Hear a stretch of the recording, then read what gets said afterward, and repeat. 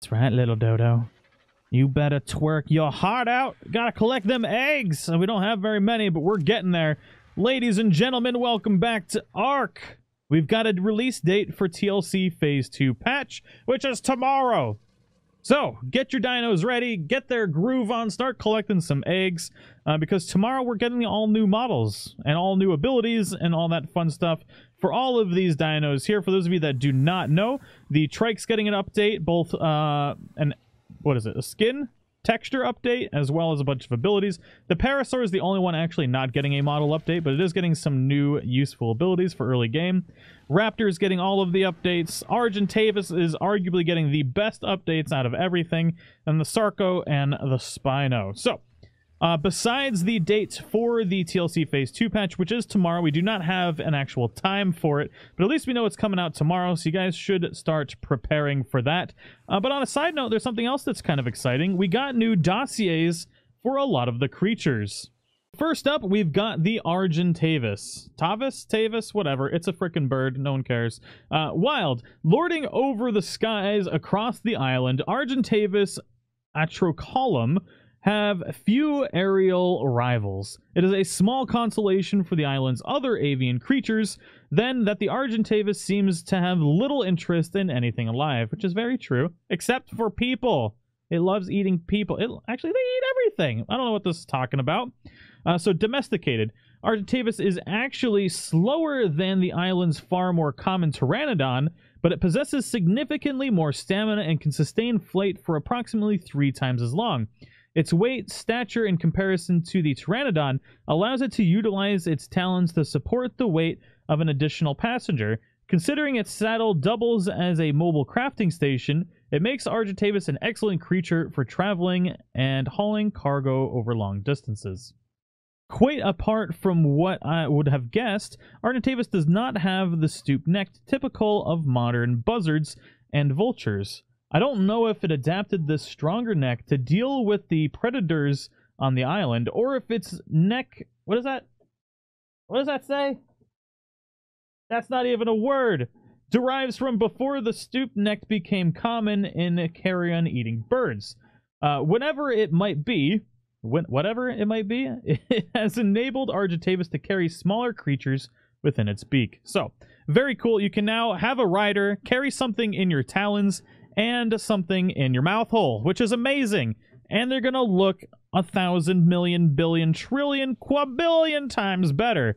Super freaking excited for the RG update. Next up, we have got the glorious... What is it? I don't even know, because the thing is broken. The Parasaur... Whoa, hey bird! Pooping out eggs. The Parasaur. That's right. The mighty Parasaur. There's actually quite a lot to read on here. The Parasaurolophus, what does that say? Amphibio, has one of the more interesting adaptations of any creature I've seen on the island. Like all Parasaur, it has a signature crest on its head. Very docile at first, I've been able to approach the creature without disturbing it. If startled, however, the creature can vocalize a distress call to the surrounding area that warns of danger. Parasaurolophus appear to be low on the food chain and is hunted by everything, creatures and humans alike, which explains its skittish nature. It is a good source of meat and hide if you can manage to keep up with it long enough to kill it. So domesticated. This is where we get interesting stuff, I assume. Despite being what most tribes consider a relatively useless creature to tame, I once met an interesting woman who had tamed an entire herd of them. She informed... sounds like Jen. She informed me that many overlooked the creature's potential. She even graciously gifted me a fancy saddle to put on my own Parasaur one day. As a relatively simple creature to domesticate, Parasaur is commonly one of the first mounts a tribe will be able to acquire. Its ability to run relatively fast for lengthy intervals makes it a solid mode of medium-range transportation. Although it has almost no ability to defend itself or its rider in a traditional sense, smaller creatures, however, appear to be frightened by the horn of Parasaurolophus, although it doesn't do much damage. Yeah, there we go. So yeah, the nice thing about the new Parasaur is it'll actually be able to scare away things like the Raptor, which can now pounce and dismount you. So it's very exciting. And it also will alert you where things are around you, which is very, very nice. It also has decent weight-bearing capabilities, which could prove useful for normal tribes as they work to establish a presence on the island. Next up, we've got the mighty Raptor. The Utah Raptor Prime, now, is an increasingly aggressive subspecies of Utah Raptor found on the island. It tends to travel in small hunting packs, attacking smaller prey with its sharp teeth and enlarged foreclaws. When hunting in packs, the pack leader can vocalize a signal that acts as a battle cry. Be prepared to run or fight if you hear the call of the Utah Raptor. The pack will repeat the call and attack with much greater intensity. One of the fastest creatures on the island, Utah Raptor often uses their pack numbers to their advantage by, swarming around their prey before it can react, which is going to be a lot of fun. It's going to be a nightmare, actually. The large curved talons on the second toe of this subspecies seems particularly suited for dealing significant damage. And then domesticated, what the Utah Raptor lacks in size, it makes up for in ingenuity. Is that what that says? Yeah.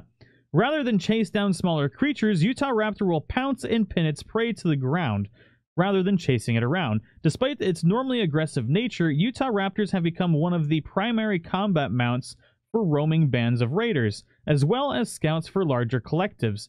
Those who ride Utah Raptor claim they are difficult to tame, but then fiercely loyal. As a carnivore, once tamed, they require a steady stream of meat to sustain. Oh yeah. Utah Raptor Prime usually kills its prey with numerous slashing and biting attacks in rapid sequence. So this thing can actually pounce on you and pin you down, which is going to be terrifying as a new player in ARK. It's going to definitely make the early game a lot more interesting. And the pack boost is very nice as well. Next up, we've got the waterlog, also known as the Sarco. Wild. Among the island's swamp-based threats, Sarcosuchus excubator, I have no idea if I said that right, is a lot like what you might expect from a giant crocodile. A patient-killing machine. It spends much of its days lazily waiting in the water for prey to walk near.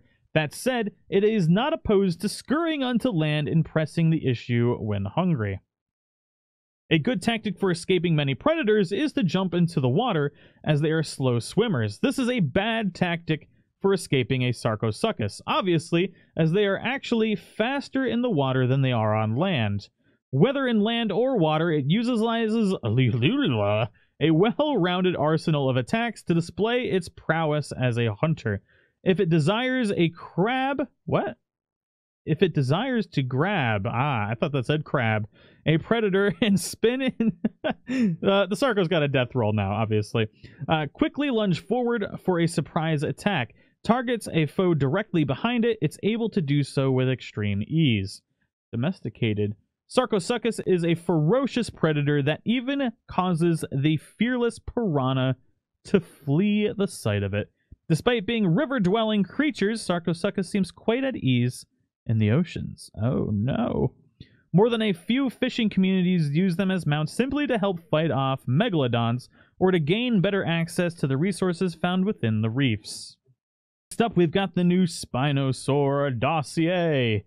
Wild. Among the few carnivores on the island that can match Tyrannosaurus in size, Spinosaurus aquareliga does not match its ferocity. Spinosaurus' 4 legs and large sail make it fairly swift on land and incredibly fast in the water. Its marvel is, arguably, the ability to change stances by going from quadruped to biped. The creature is visually distinguished by its spectacular sail, and many travels, in my travels, have seen many different and brightly colored sails, as every Spinosaur appears to have a slightly different palette.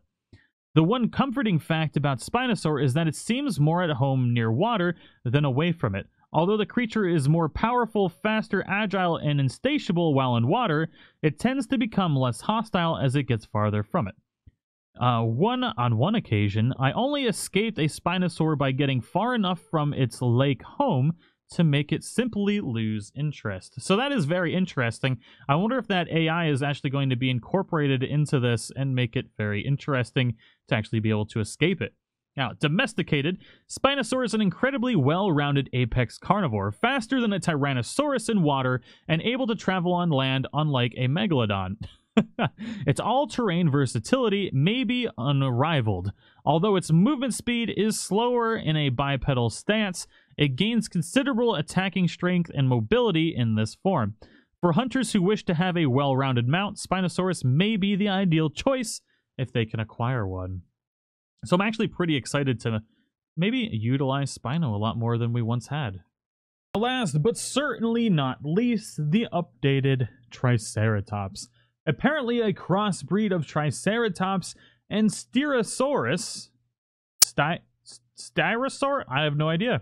Styracosaurus. I'm going to go with that. Triceratops styrax has both the characteristic three-horned face of Triceratops and the prominent horned ridge of the Styrasaurus. Styracosaurus. I don't know. Horse thing. I don't even know what I'm talking about anymore.